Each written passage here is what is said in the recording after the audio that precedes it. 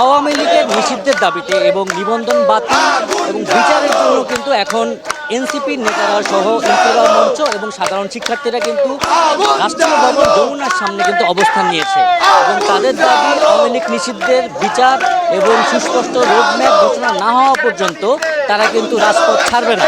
তো এই দাবি দিয়ে কিন্তু তারা দীর্ঘদিন থেকেই আওয়ামী লীগ নিষিদ্ধের দাবি, তাদের বিচার এবং নিবন্ধন বাতিল নিয়ে কিন্তু আন্দোলন করে আসছিলেন।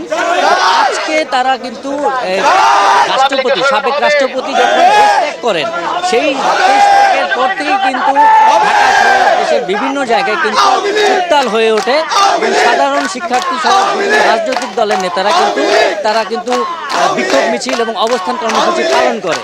সেই অবস্থান কর্মসূচি এবং বিক্ষোভের জের ধরে হাসনাত আবদুল্লাহ রাত 10টা নাগাদ কিন্তু একটি ফেসবুক পোস্ট করে তিনি কিন্তু জানিয়েছেন যে আওয়ামী লীগের নিষিদ্ধ এবং বিচার না হওয়া পর্যন্ত এবং সুস্পষ্ট রোডম্যাপ না দেওয়া পর্যন্ত তারা যমুনার সামনে অবস্থান নিবে।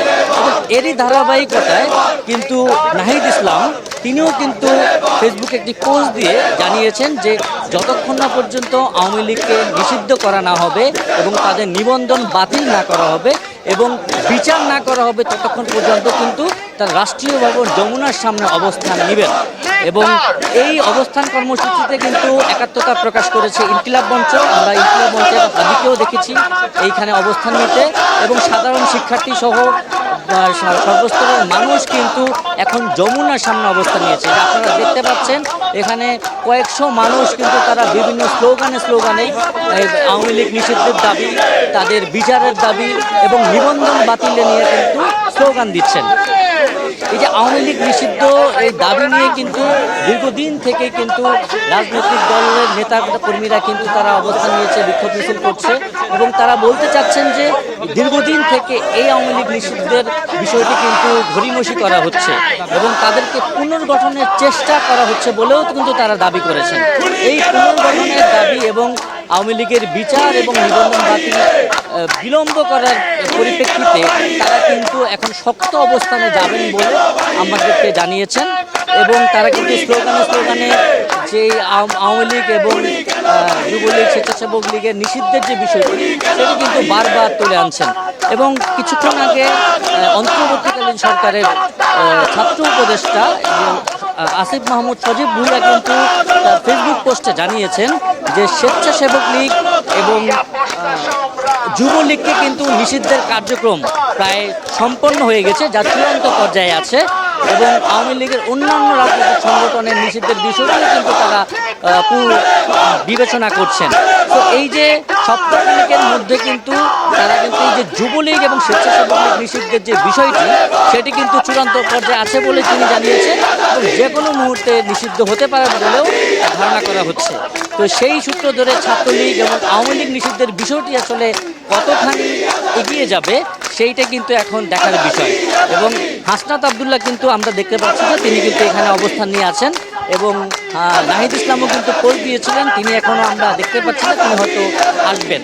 তো হাসনাত আবদুল্লাহ এবং অন্যান্য রাজনৈতিক দলের নেতারা যখন এখানে অবস্থান নেবেন এবং তারা কিন্তু আওয়ামী লীগ নিষিদ্ধের বিষয়ে এবং তাদের সুস্পষ্ট রোডম্যাপ ঘোষণা না হওয়া পর্যন্ত কিন্তু তারা এই রাজপথ ছাড়বেন না বলে আমাদেরকে জানিয়েছেন। এবং এই যে আমরা সাবেক রাষ্ট্রপতি তিনি কিন্তু দেশ ত্যাগের পর থেকেই কিন্তু এই বিষয়টি আরও মাথাচাড়া দিয়ে ওঠে এবং রাজনৈতিক দলের নেতারা এবং ছাত্র নেতারা কিন্তু বিক্ষুব্ধ হয়ে ওঠে এবং এই সরকারের এবং আমরা আজকে স্বরাষ্ট্র উপদেষ্টার কিন্তু 24 ঘন্টার আলটিমেটাম দিয়েছে এই যুব অধিকার পরিষদ এবং গণ অধিকার পরিষদ। তারা কিন্তু প্রেস ক্লাবের সামনে থেকে সচিবালয় অভিমুখে অবস্থান নিয়ে সচিবালয়ে কিন্তু স্মারকলিপি দিয়েছিলেন এবং তারা দাবি করেছেন যে স্বরাষ্ট্র উপদেষ্টার 24 ঘন্টার মধ্যে যদি আলটিমেটাম না দেওয়া হয় তাকে কিন্তু পদত্যাগ করতে হবে এবং তার পদত্যাগের দাবি কিন্তু তারা করেছেন এবং তারা বলছেন যে স্বরাষ্ট্র উপদেষ্টা এবং তার ছত্রছায়াতেই এই সাবেক রাষ্ট্রপতি কিন্তু দেশ ত্যাগ করেছেন বলে তারা অভিযোগ করেছেন এবং এতে প্রধান উপদেষ্টাকেও জড়িয়ে তারা বলছেন যে প্রধান উপদেষ্টা স্বরাষ্ট্র উপদেষ্টার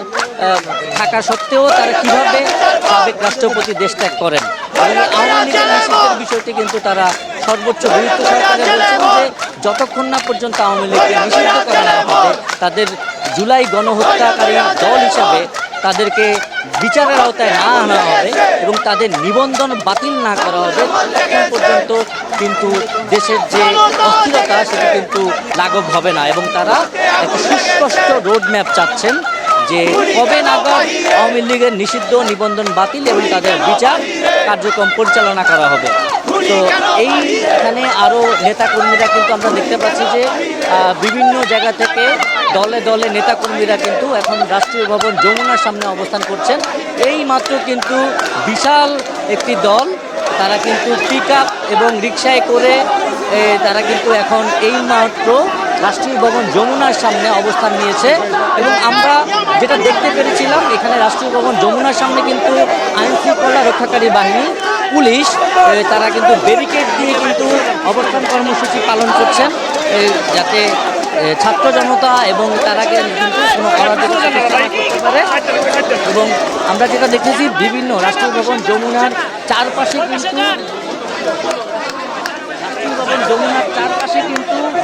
আমরা যেটা দেখতে পাচ্ছি, রাষ্ট্রীয় ভবন যমুনার চারপাশে আইন শৃঙ্খলা রক্ষাকারী বাহিনী তারা চতুর্পাশে ব্যারিকেড দিয়ে শক্ত অবস্থান নিয়ে আছেন এবং পুলিশও মোতায়েন করা হয়েছে পর্যাপ্ত পরিমাণে। এবং অন্যান্য আইন শৃঙ্খলা রক্ষাকারী বাহিনীও কিন্তু রাষ্ট্রীয় ভবন যমুনার চারপাশে অবস্থান নিয়ে আছেন। তবে এর মধ্যেও কিন্তু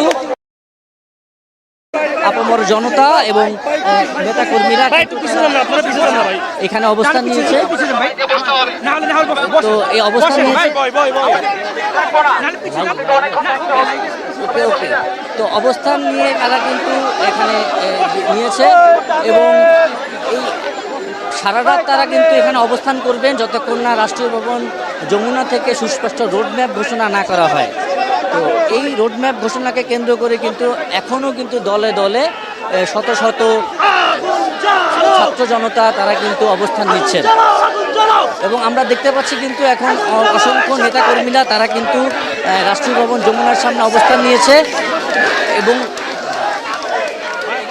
তারা কিন্তু অবস্থান নিয়েছে। এবং আমরা দেখতে পাচ্ছি যে এই রাষ্ট্রীয় ভবন যমুনার